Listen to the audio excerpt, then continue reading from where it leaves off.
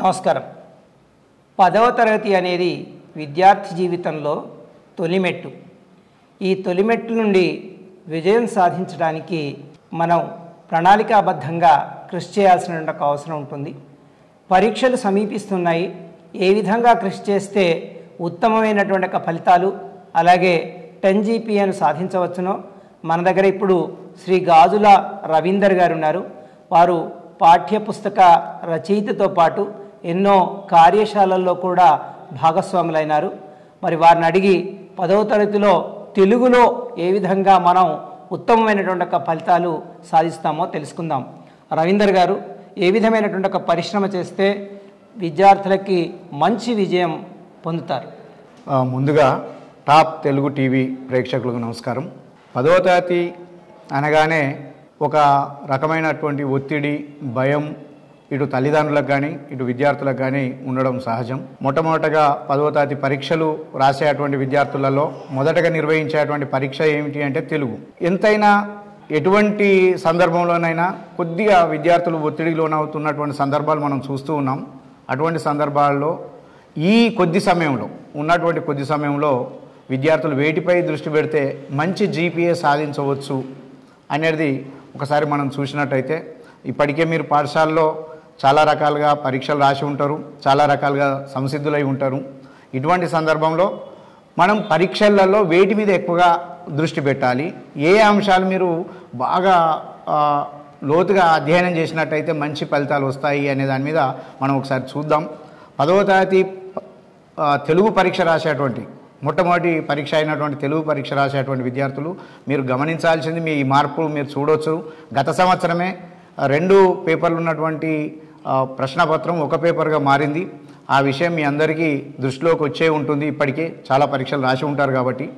అలాంటి సందర్భంలో ఒకే పేపర్ అయినటువంటి సందర్భంలో మన ఏ మార్పులు వచ్చినాయి మొదటగా అనేది ఒకసారి చూసినట్టయితే, అవగాహన ప్రతిస్పందన కింద మీ అందరికీ తెలుసు 20 మార్కులు మనం కేటాయించుకున్నాం. 10వ తరగతి పరీక్షలో అవగాహన ప్రతిస్పందన అనే విభాగం కింద 20 మార్కులు కేటాయించుకున్నాం. దానిలో పరిచిత పద్యం ఉంటుంది.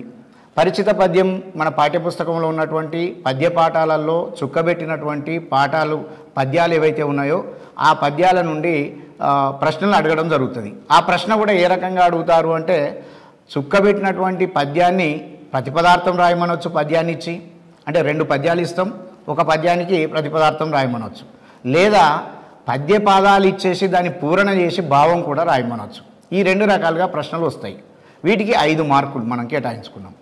అంతేకాకుండా ఇంకొకటి అపరిచిత పద్యం ఉంటుందండి. అపరిచిత పద్యం లేదా గద్యం. ఈ అపరిచిత పద్యం లేదా గద్యం ఇచ్చేసి దాని కింద ప్రశ్నలు అడగడం జరుగుతుంది. ఈ ప్రశ్నలు 2 వాక్యాలలో సమాధానాలు రాసే విధంగా ఉంటాయి. కాబట్టి మీరు తప్పకుండా దీని మీద దృష్టి పెట్టాల్సింది ఏంటంటే, పొడి సమాధానాలు కాకుండా పూర్తి వాక్యం పూర్తయ్యే విధంగా సమాధానాలు రాసినట్టయితే వాటికి మార్కులు వస్తాయి. ఎందుకంటే దానికి ఒక్కొక్క ప్రశ్నకు 2 మార్కులు మనం కేటాయించుకున్నాం. 10 మార్కులు మనం దీనిలోనే తెచ్చుకునేటువంటి అవకాశం ఉంటుంది. కాబట్టి దీని మీద బాగా దృష్టి పెట్టాలి. పారాగ్రాఫ్లు ఇస్తాం, 2 పారాగ్రాఫ్లు లేదా ఒక పద్యాన్ని ఇచ్చేసి దాని కింద ప్రశ్నలు అడుగుతాం. ఆ ప్రశ్నలకు జవాబు రాసే క్రమంలో పొడి జవాబులు కాకుండా బాగా విద్యార్థులు మీరు బాగా దృష్టిలో పెట్టండి. ఇది పూర్తి వాక్యం రాసి 2 వాక్యాలు వచ్చే విధంగా మీరు జవాబు రాసినట్టయితే 2 మార్కులు ఖచ్చితంగా మీకు వస్తాయి. కాబట్టి 10వ తరగతి తెలుగు పరీక్ష రాయడం చాలా సులభమైనటువంటి అంశం. ఏమిటి అంటే, మనకు తెలియనిది ఏమిటి అంటే, కొద్దిగా ప్రణాళికాబద్ధంగా ఎట్లా చదవాలి అనేది దాని మీద దృష్టి పెట్టాలి. అలాగే ఇంకొక అంశం ఉంది మనకు దీనిలో. ఏమిటి అంటే పరిచిత గద్యం. ఈ పరిచిత గద్యం ఎక్కడి నుండి తీసుకుంటామంటే, మన పాఠ్యపుస్తకంలో ఉన్నటువంటి ఉపవాచకం, మనందరికీ తెలుసు ఉపవాచకం రామాయణం ఉంది అనే విషయం. రామాయణంలోని ఏదో ఒక కాండం నుండి దానిలో ఒక పారాగ్రాఫ్ తీసుకొని 1 లేదా 2 పారాగ్రాఫ్లు తీసుకొని దాని కింద 5 ప్రశ్నలు అడగడం జరుగుతుంది. ఈ 5 ప్రశ్నలు కూడా వివిధ రకాలుగా అడుగుతాం. ప్రశ్నలు అంటే ప్రశ్నల్ని అడగకపోవచ్చు. ఒక్కోసారి కారణం ఫలితం అంటే కాజ్ అండ్ ఎఫెక్ట్కి సంబంధించినటువంటి, అంటే కారణం ఇదైతే దాని ఫలితం ఇది అనే విధంగా ప్రశ్నలు అడిగేటువంటి అవకాశం ఉంటుంది. కాబట్టి అటువంటి వాటిని దృష్టిలో పెట్టుకోవాలి. మీరు ఇక్కడనే చాలామంది తప్పు చేసేటువంటి అవకాశం మనకు కనబడుతున్నది. చాలామంది విద్యార్థులు పరీక్షలు రాసిన సందర్భంలో పరీక్షా పత్రాన్ని విశ్లేషణ చేస్తే మనకు కనబడేది ఏమిటంటే, విద్యార్థులందరూ కూడా ఈ ఏదైతే అవగాహన ప్రతిస్పందన కింద ఇచ్చేటువంటి పారాగ్రాఫ్లకు జవాబులు రాసేటువంటి క్రమంలో చాలామంది తప్పులు రాస్తున్నారు. ఏమిటి అంటే ఆ పారాగ్రాఫ్ను పూర్తి స్థాయిలో అవగాహన చేసుకోవడం లేదు. దానిలో ఇచ్చినటువంటి ఒక్కొక్కసారి ప్రశ్నలు ఎట్లా ఉంటాయంటే 1-2 ప్రశ్నలు నేరుగా ఉండొచ్చు. ఇచ్చినటువంటి పారాగ్రాఫ్లో ఉండేటువంటి సమాధానాలు నేరుగా దొరికే విధంగా ఉండొచ్చు. కానీ 3 ప్రశ్నలు 5 ప్రశ్నలలో 3 ప్రశ్నలు కూడా మొత్తం సారాంశానికి భావానికి సంబంధించి లోతైన విధంగా మీరు ఆలోచిస్తే కానీ జవాబులు రాసే విధంగా ఉండవు. అందుకే 1-2 సార్లు మీరు ఆ పారాగ్రాఫ్ను చదవాలి. గాబరపడొద్దు, తొందరపడొద్దు, ఎక్కడ కూడా టెన్షన్కు లోను కావద్దు.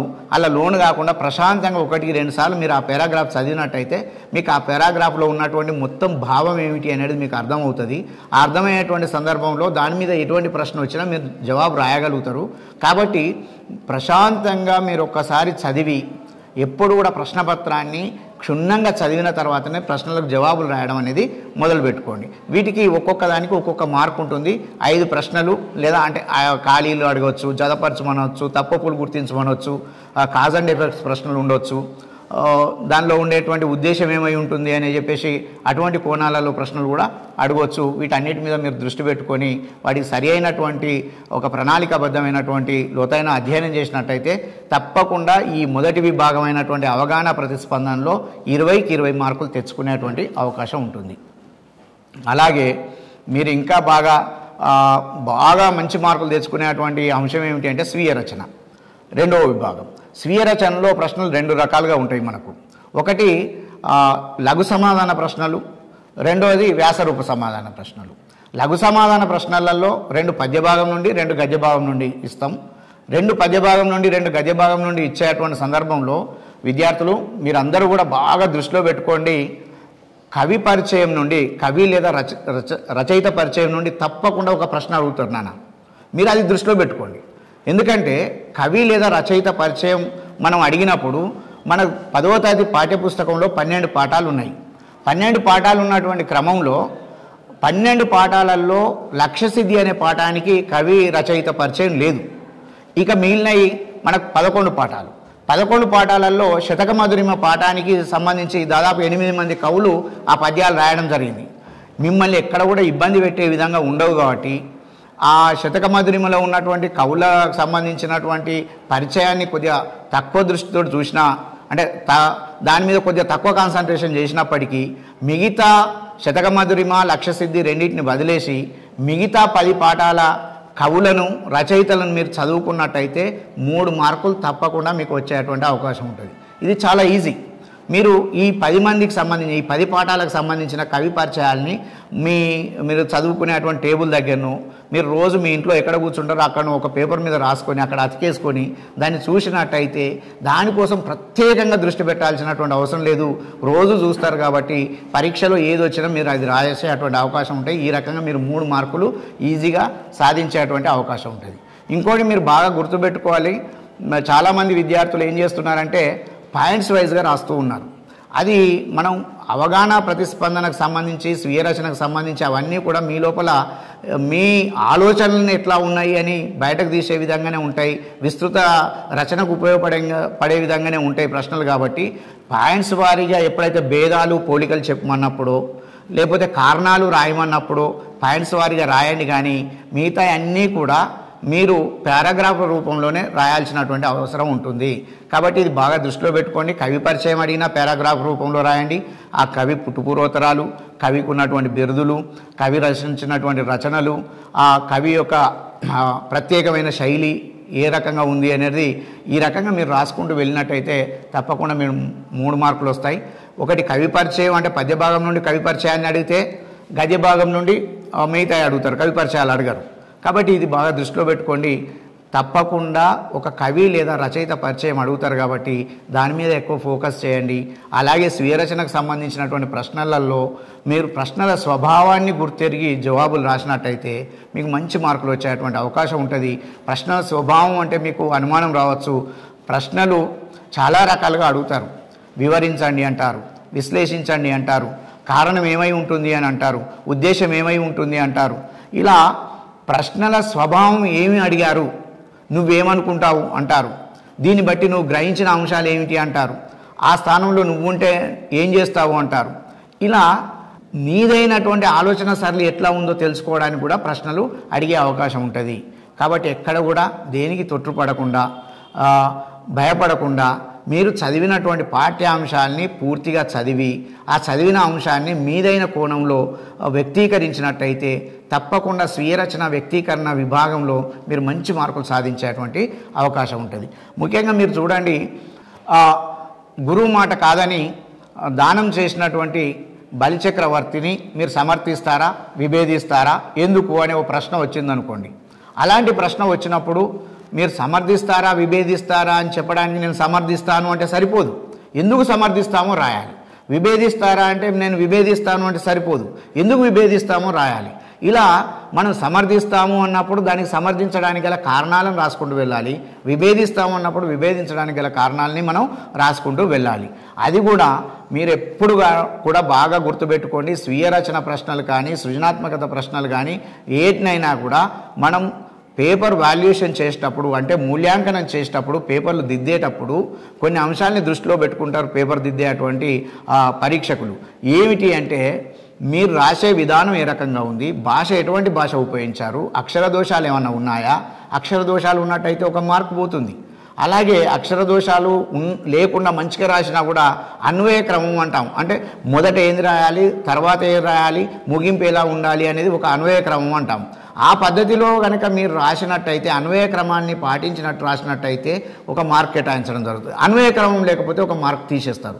కాబట్టి నేను బాగా రాసిన 15 వాక్యాలలో కంటే నేను 20 వాక్యాలు రాసిన అయినా నాకు 7 మార్కులకు 7 మార్కులు రాలేదు, కేవలం 3 మార్కులే వచ్చినాయని చెప్పేసి మీరు గాబరపడి బెంబేలెత్తిపోవాల్సినటువంటి అవసరం లేదు. ఎందుకంటే ఏ పొరపాటు చేసినామో మీరు ఒకసారి గమనించండి. మీరు రాసేటువంటి ప్రశ్నకు అడిగిన జవాబును క్రమ పద్ధతిలో క్రోనలాజికల్ ఆర్డర్ అంటాం ఇంగ్లీష్లో, అయితే క్రమ పద్ధతిలో మీరు రాసుకుంటూ వెళ్ళి ఆ ముగింపు ఎలాంటి ముగింపు అంటే మీరు ఎప్పుడు కూడా విద్యార్థులందరూ కూడా బాగా గమనించాలి. ఎప్పుడు కూడా మనం మీ సొంత అభిప్రాయం రాసేటప్పుడు మీ అభిప్రాయాన్ని ముగింపులో ఇచ్చేటప్పుడు తప్పకుండా సకారాత్మకమైనటువంటి అభిప్రాయాన్ని ఇవ్వాలి. ఎక్కడ కూడా నెగటివ్ సెన్స్లో ప్రభుత్వాన్ని తిట్టుకుంటూనో లేకపోతే వ్యవస్థల్ని తిట్టుకుంటూనో ఉన్న అంశాలని తిట్టుకుంటూనో నెగటివ్ సెన్స్లో జవాబులు ఉండకూడదు. సకారాత్మకమైన భావనతో మాత్రమే జవాబులు ఉండాల్సినటువంటి అవసరం ఉంటుంది. వీటిని బాగా దృష్టిలో పెట్టుకోవాలి. మీరు పరీక్ష రాస్తారు అందరూ, కానీ ఒక ఆయనకు 10 GPA వస్తుంది, ఒక ఆయనకు 6 GPAనే వస్తుంది. ఇలాంటి సందర్భంలో ఎందుకు వచ్చింది అని మనం విశ్లేషణ చేసినప్పుడు ఆయన తీసుకున్నటువంటి అంశం ఏదైతే ఉందో ఒక క్రమ పద్ధతిలో రాసినటువంటి అన్వయ క్రమాన్ని పాటిస్తూ రాసిన విధంగా మనకు కనబడుతూ ఉంటుంది. దీనితో పాటు బాగా గుర్తుపెట్టుకోండి, అందమైన హ్యాండ్ రైటింగ్ ఉండాలి. మీ చేతి రాత చాలా బాగా ఉండాలి. అందమైన అంటే ఇప్పటికిప్పుడు మీరు ప్రాక్టీస్ చేస్తే రాకపోవచ్చు. శుభ్రత పాటించాలి. శుభ్రత అంటే మీరు దాన్ని పౌడరేసుడు కాదు నాన్న, శుభ్రత అంటే మళ్ళీ మీరు వేరే అనుకునేరు. శుభ్రత అంటే పౌడరేసుడు కాదు. శుభ్రత అంటే మీరు రాసేటువంటి దానిలో అక్షరాలు అందరికీ అర్థం కావాలి, కొట్టివేతలు ఉండకూడదు, అక్కడిది ఇక్కడ ఇక్కడిది అక్కడ అనే ఉద్దేశంతో కాకుండా మీ మనసులో ఉన్నటువంటి కన్ఫ్యూజన్ అంతా మన ప్రశ్నపత్రం జవాబు పత్రంలలో కనబడద్దు. కాబట్టి మీ మనసులో ఎన్ని కన్ఫ్యూజన్లు ఉన్నప్పటికీ జవాబు పత్రం నీట్గా ఉండాలి. అక్షరాలు గుండ్రంగా ఉన్నాయా లేదా తర్వాత అంశం, కానీ మీరు రాసినటువంటి అక్షరాలు పొందికగా చదివేటువంటి వాళ్ళకు పరీక్షకులకు అది అర్థమయ్యే విధంగా మంచిగా ఉండాలి. ఎలాంటి కొట్టివేతలు ఉండొద్దు. ఇది బాగా దృష్టిలో పెట్టుకోండి. అంతేకాకుండా మీరు అంటే ఈ లఘు సమాధాన ప్రశ్నలలో 4 ఇస్తాం, 4కి 4 రాయాల్సి ఉంటుంది. ఒక్కొక్క దానికి 3 మార్కులు, 4 3 12 మార్కులు. అవి అయిపోయిన తర్వాత వ్యాసరూప సమాధాన ప్రశ్నలు ఉంటాయి. వ్యాసరూప సమాధాన ప్రశ్నలు కూడా పద్య భాగం నుండి 2 ప్రశ్నలు అడిగి 1 రాయమంటాం, గద్య భాగం నుండి 2 ప్రశ్నలు అడిగి 1 రాయమంటాం, రామాయణం నుండి 2 ప్రశ్నలు అడిగి 1 రాయమంటాం. అయితే వీటికి ఒక్కొక్క దానికి 7 మార్కులు ఉన్నాయి నాన్న. ఈ 7 మార్కులు మీరు రాసేటువంటి క్రమంలో ఎప్పుడు కూడా వివరించండి అని అడగవచ్చు. కారణాలు ఏమై ఉంటాయో చెప్పండి అనొచ్చు. దాని వెనుక ఉద్దేశం ఏమై ఉంటుందో అడగచ్చు, లేదా విశ్లేషించండి అని అనొచ్చు. ఇవి ఒక్కొక్క దానికి వేరువేరుగా ఉంటాయి. వివరించండి అంటే పూర్తి దాని కూలంకషంగా దాని పూర్వకథ ఏంది, తర్వాత జరుగుతున్న కథ ఏమిటి, ముగింపు ఏమిటి, ఇవన్నీ పూర్తి స్థాయిలో వివరించుకుంటూ రాయాలి. విశ్లేషించండి అన్నప్పుడు అక్కడ ఉన్నటువంటి అంశానికి ఇచ్చినటువంటి ప్రశ్నకు మధ్య ఉన్నటువంటి అంతరాలు ఏమిటి అనేది మనం ఒకసారి ఆలోచన చేసుకుంటూ అనాలిసిస్ అంటాం దాన్ని ఇంగ్లీష్లో అయితే. ఈ అనాలిసిస్ చేసుకుంటూ ఆ ప్రశ్నకు జవాబు రాయాల్సి వస్తుంది. కారణాలు ఏమై ఉంటాయి అన్నప్పుడు ఏదైతే అడుగుతామో, గురువు మాటను కాదని బలిచక్రవర్తి, ఇంతకుముందు ప్రశ్న తీసుకుందాం, గురువు మాటను కాదని బలిచక్రవర్తి దానం చేయడానికి గల కారణాలు ఏమిటి అన్నప్పుడు ఆ కారణాలు ఏమై ఉంటాయి? ఆయన గతంలో గురువుల మాట విన్నప్పుడు ఏది చేసినా నేను సహిస్తాను కానీ అబద్ధమైన వాడిని నేను సహించను అని చెప్పేసి భూదేవి అన్న మాటలు ఆయన మనసులో నాటుకొని పోయినాయి. కాబట్టి నేను ఎప్పుడు కూడా నా మాటను వెనుకకు తీసుకోను, అబద్ధమాడను అనే ఒక ఆలోచన బలిచక్రవర్తి లోపల బలంగా నాటుకొని పోయింది. అందుకే ఆయన గురువు చెప్పినా కూడా వినకుండా తను కులము వంశము అన్నీ నాశనం అయిపోతాయి, తను కూడా లేకుండా వెళ్ళిపోతాడు, సర్వనాశనం అవుతావు అని గురువు చెప్పినప్పటికీ కూడా ఇచ్చేవాడు భగవంతుడే, తీసుకునేవాడు భగవంతుడే. కాబట్టి నేను ఆ ఇచ్చిన ఆయన ప్రాణం దగ్గరికే నా ప్రాణాన్ని ఆయనకే సమర్పిస్తానని చెప్పేసి ఆనందంగా బలిచక్రవర్తి దానం చేయడాన్ని నేను సమర్థిస్తున్నాను, లేదా దానికి గల కారణాలు ఇవి అని చెప్పేసి రాయాల్సినటువంటి అవసరం ఉంటుంది. అంటే మనం ఉదాహరణకు మీకు కొత్తబాట పాఠం ఉంది. కొత్తబాట పాఠంలో సాధించినటువంటి కొత్తదనం ఏమిటి అనే ప్రశ్న ఉండొచ్చు. అంటే ప్రశ్న కొత్తదనం ఏమిటి అనొచ్చు, లేదా దానిలో నవ్యత ఏమిటి అనొచ్చు, ఆ కొత్త బాటలో సాధించినటువంటి ప్రగతి ఏమిటి అనొచ్చు, కొత్త బాట ద్వారా వచ్చినటువంటి మార్పులు ఏమిటి అనొచ్చు. ఇవన్నిటికీ ఒకటే జవాబు ఏమిటి? గతంలో కొత్త బాట పాఠంలో ఆ కథలో ఏమున్నది మనకు? గతంలో ఏమిటి అంటే వడ్డీ వ్యాపారులు పీడించేవాళ్ళు, పేద ధనిక వర్గాల మధ్య అంతరాలు ఉండేటి, ధనిక వర్గాలు గద్దెల మీద కూర్చునేవాళ్ళు, పేదవాళ్ళు వాళ్ళ కింద చెప్పుల కంటే కిందగా కూర్చునేటువంటి వాళ్ళు, మిత్తి దొరసాలను మిత్తి వసూలు చేసేటువంటి వాళ్ళు. ఇవన్నీ పోయి వచ్చినటువంటి మార్పు ఏమిటంటే అక్క మళ్ళీ ఆ ఊరికి వచ్చే వరకు అందరూ సమానంగా గద్దెల మీద కూర్చోవడం. ఎటువంటి మనకు అక్కడ ఒక పదం ఉంది, ఇంతకుముందు ఉన్నటువంటి ఊసకండ్లు లేవు, శివుని ముక్కు లేదు, చింపిరి జుట్టు లేదు అనే ఒక పదాలు ఉన్నాయి. అంటే గతంలో ఉన్నటువంటి పేదరికం కానీ, గతంలో ఉన్నటువంటి అపరిశుభ్రత కానీ, గతంలో ఉన్నటువంటి బానిసత్వం కానీ ఇప్పుడు లేదు, అందరూ సమానత్వం అనే ఒక భావన వచ్చింది ప్రజల లోపల, అని ఆ మార్పు వచ్చింది, కొత్తదనం వచ్చింది అని చెప్పేసి వివరణాత్మకంగా మీరు ఇవ్వాల్సి వస్తుంది. అంటే ఇట్లా వెళ్తే మనం ఒక్కొక్క ప్రశ్నను చూసుకుంటూ వెళ్తే ప్రతి ప్రశ్నలో కూడా ఒక ఫిలాసఫీ దాగి ఉంది, తాత్వికత దాగి ఉంది.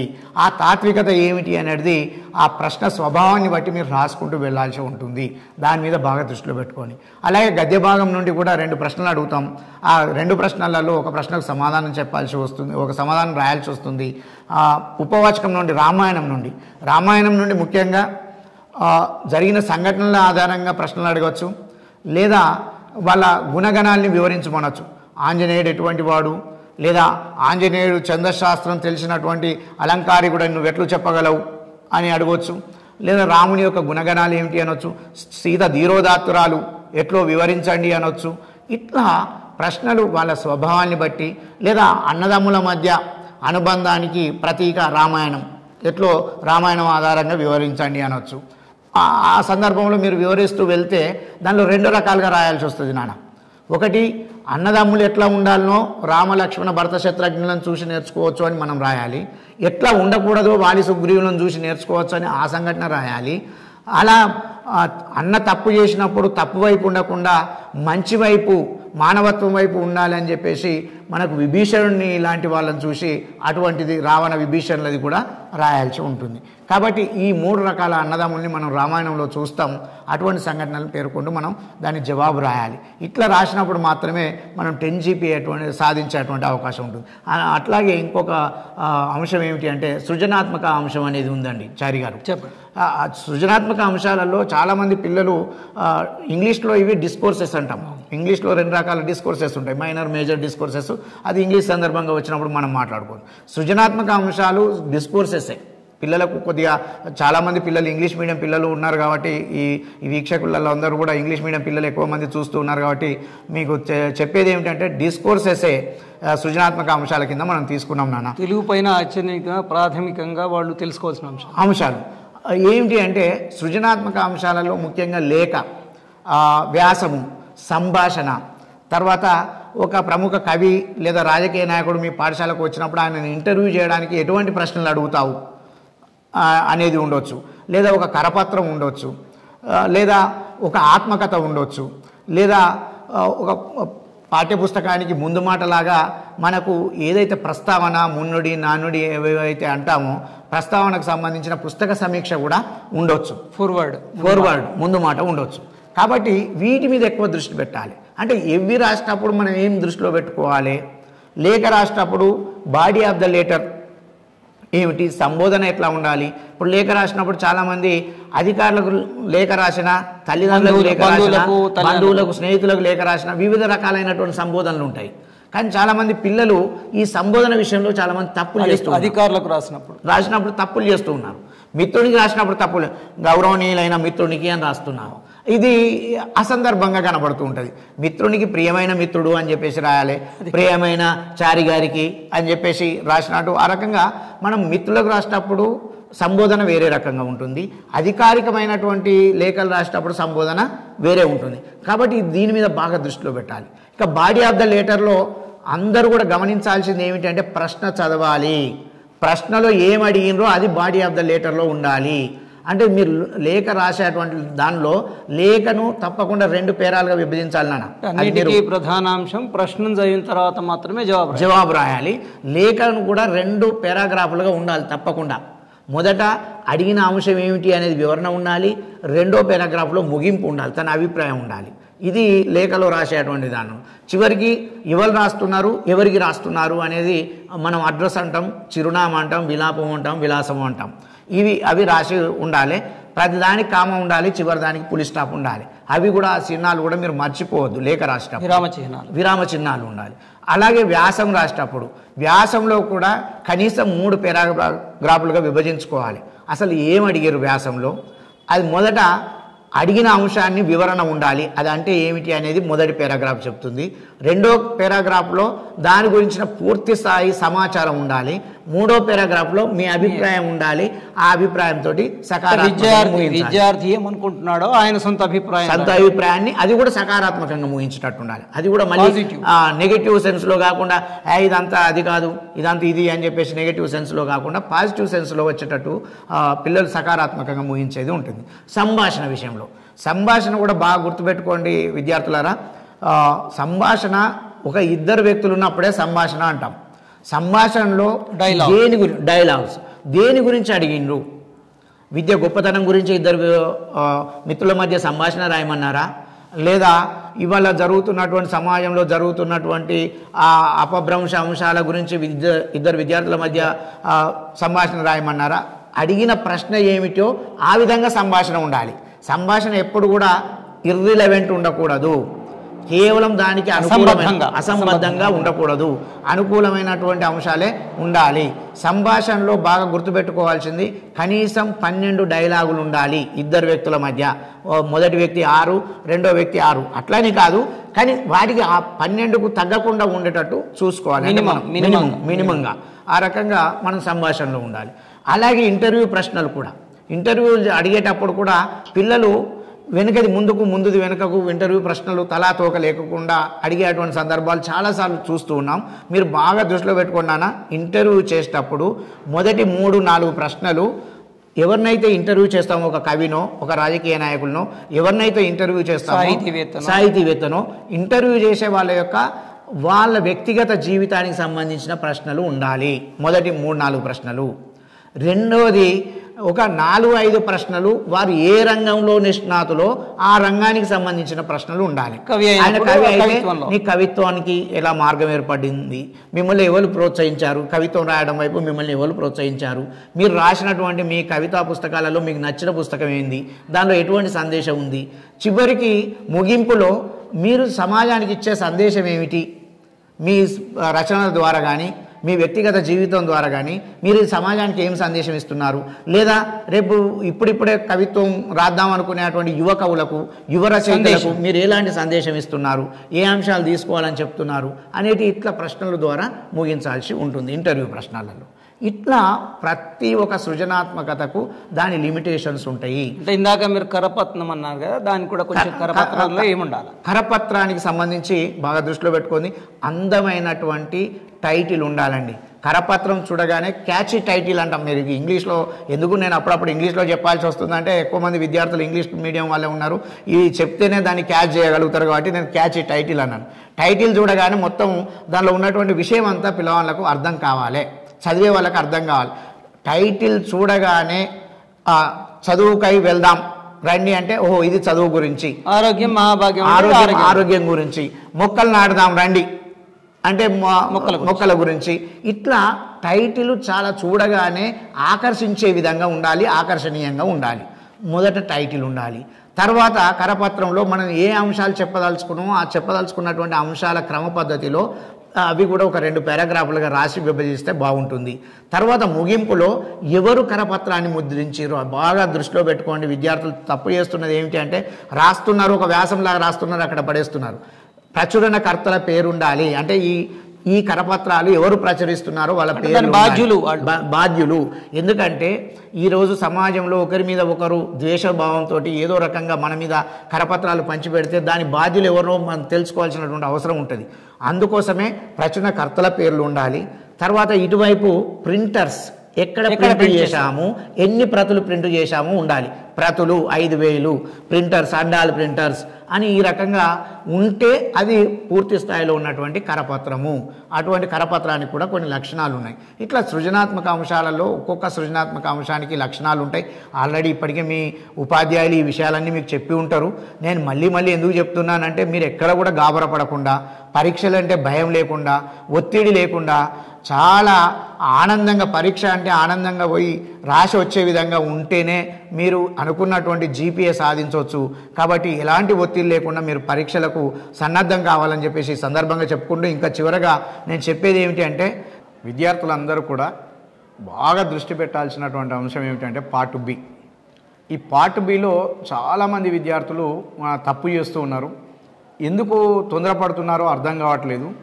పార్ట్ బి అనగానే టక దాన్ని నింపేసి వెళ్ళిపోయేటువంటిది కాకుండా కొద్దిగా ఆలోచించే విధంగా, ఎందుకంటే 4 సమాధానాలు అక్కడే ఉంటాయి. ఇవన్నీ ఎంసీక్యూ ప్రశ్నలు, బహుళైచ్ఛిక సమాధాన ప్రశ్నలు అంటాం.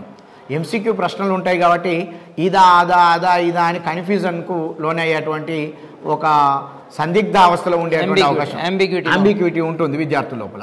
ఇలా అంబిక్యూటీని విద్యార్థుల లోపల తొలగించుకోవాలంటే ముందు ప్రశ్న చదవాలి, దాని కింద ఉన్నటువంటి 4 ఆప్షన్స్ చదవాలి. అట్లా చదివినప్పుడు మాత్రమే దానికి సరి అయినటువంటి జవాబు ఏదో గుర్తించగలుగుతారు.